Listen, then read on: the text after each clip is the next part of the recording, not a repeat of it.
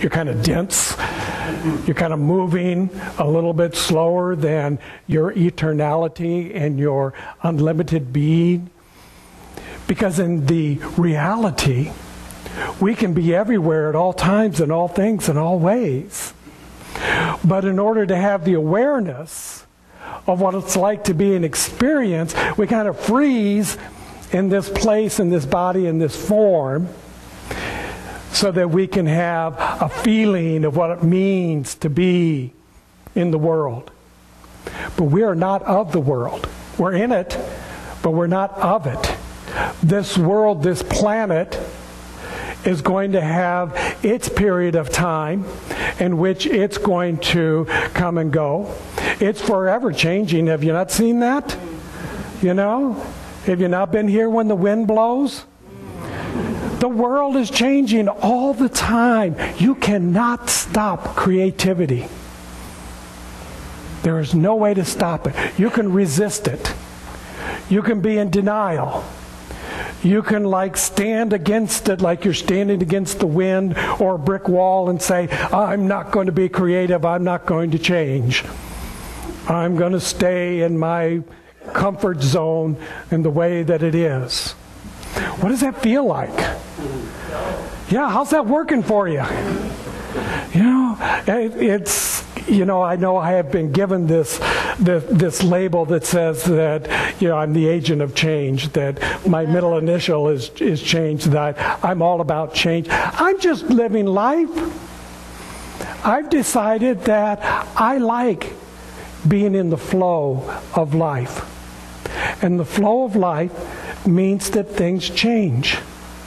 And I can see the change. My family was here over Memorial Day weekend because we were celebrating my mother's passing and the anniversary of my dad's passing. And we were celebrating here at our center the memory of all of the individuals within our center who have gone before us, as well as in the community and the world around. But while my family was here, and we were celebrating my baby sister's 60th birthday, I put together a little slideshow that I thought would be cute and fun for the family to see.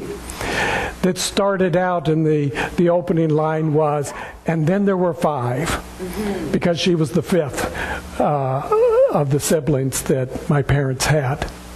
And so there was a picture of all of us, with my baby sister when she really was a baby. And then I did a whole series through the last 60 years. Talk about change. It really becomes apparent when you start to look at the photographs that you've collected over the year and you think, it's changed. But inside, do I feel that? Do I think that?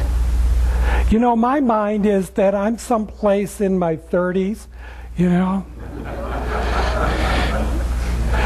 So here I am, and I feel, and I know I'm as healthy as the average 30-year-old.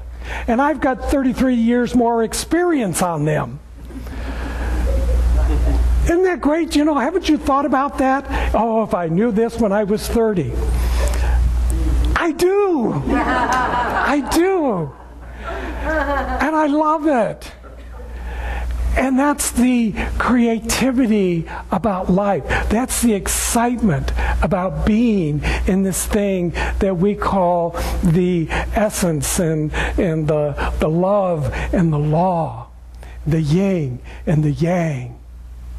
How great it is that the love and the law, or the yin and the yang, or the light and the dark, is frolicking and chasing each other around this eternality of life.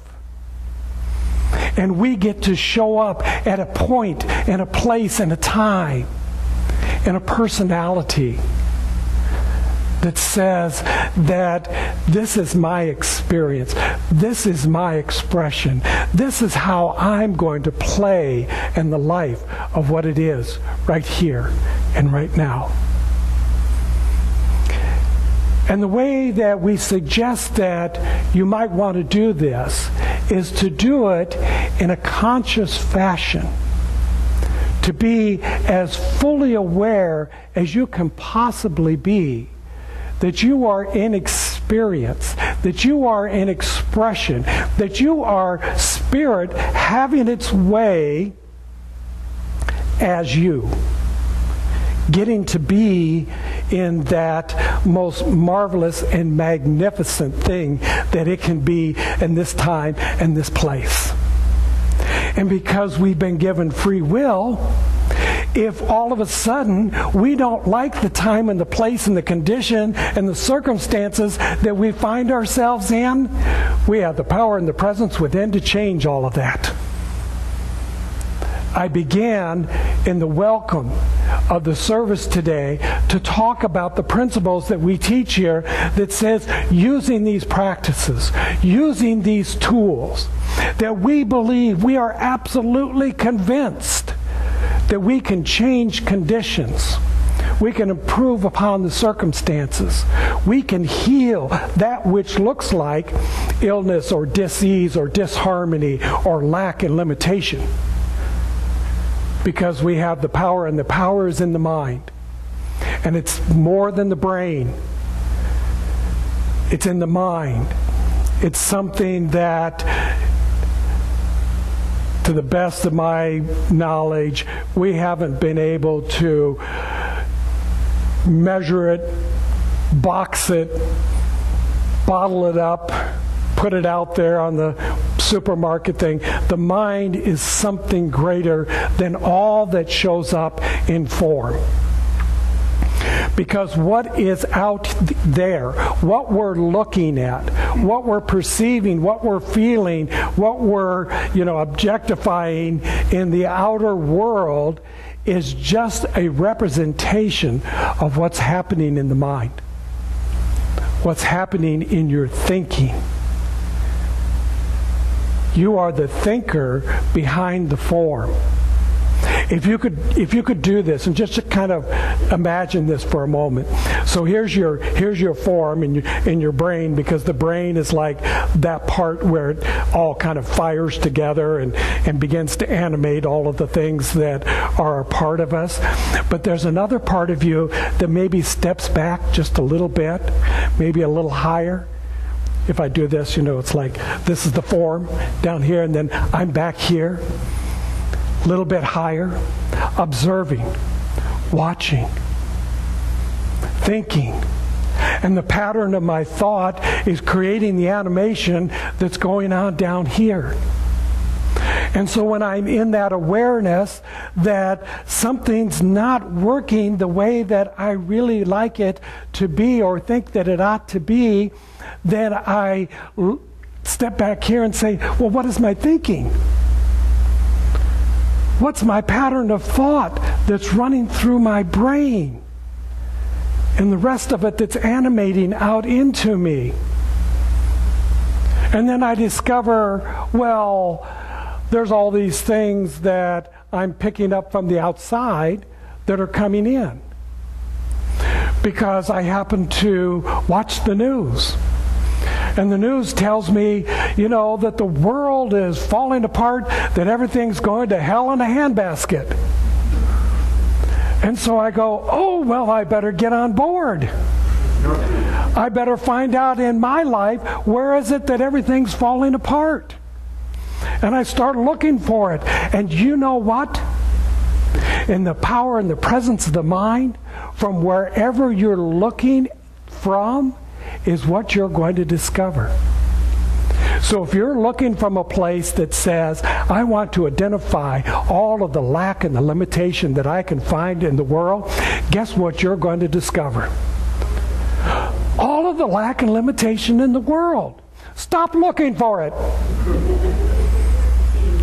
Change your thinking. Maybe what we want to look for is the abundance and the prosperity and the love and the wisdom that's going on in the world, because it is. It's happening all of the time. And we see this and we have demonstration of it. We have proof of it. We can go back and we can look at the horrible depression and recession that this country went through